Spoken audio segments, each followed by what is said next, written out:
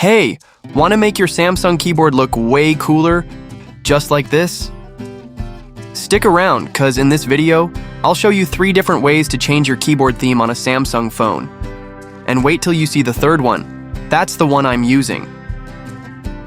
Part 1. Default Samsung keyboard themes. Alright, first up, we've got the basic themes from the Samsung keyboard itself. Here's how to change them. Start by turning off dark mode on your Samsung phone. It's super easy. Just swipe down the control panel and toggle it off. Then, head over to your phone's settings and scroll down until you find General Management. Inside that menu, tap on Samsung Keyboard Settings, then go to Theme. There, you'll see several options like Light, Solid Light, Dark, Solid Dark, and even Theme Park. Just pick the one that suits your style. Part 2. High Contrast Keyboard. Next, we've got the High Contrast Keyboard themes. They're bold, colorful, and super eye-catching. To use them, stay in the Samsung keyboard settings and toggle on the High Contrast Keyboard option. Once it's enabled, tap on it, and you'll find a few fun themes to choose from. Pick the one that fits your vibe, and you're good to go. Part 3. Custom Themes with Keys Cafe. Now here comes my favorite, custom themes using Keys Cafe. It's a part of the Good Lock app.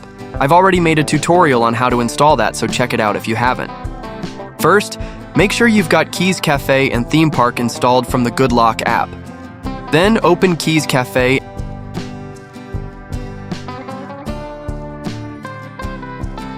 and enable the Style Your Own Keyboard feature. Once that's turned on, tap it to open the customizer. Pick any theme you like and hit apply. After that, go into the effects section. This is where you can play around with keyboard color effects, key color, and motion styles.